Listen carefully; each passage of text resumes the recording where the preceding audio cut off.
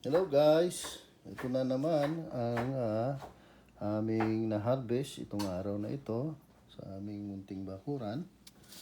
Ito jalapeno,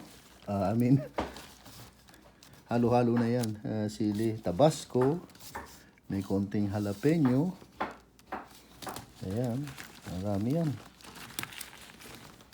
At konting kamatis. Yung iba nahulog, green pa siya, pinitas na. Kinuha na namin dahil nahulog na eh. Ayan. May ampalaya, konting ampalaya.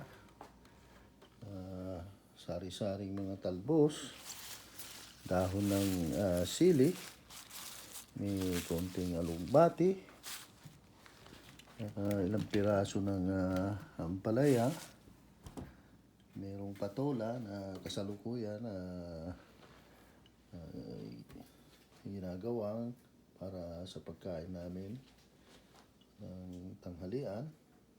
Ito ang mga dahon ng ampalaya.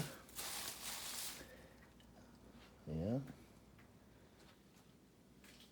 Sa tuwing kami kakain, hindi nawawala ang greens. Ito, usan lang na mainit na tubig yung dahon.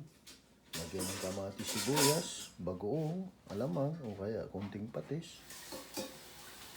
Pwede ng side dish. Ayan.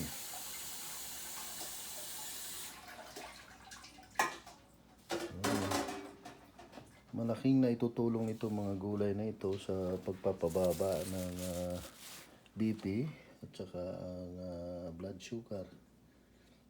Kaya simula ng kami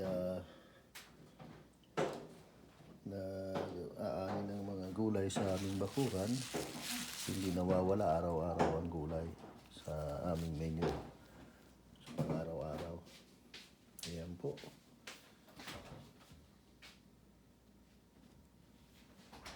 Ayan. Okay, until next. Bye-bye.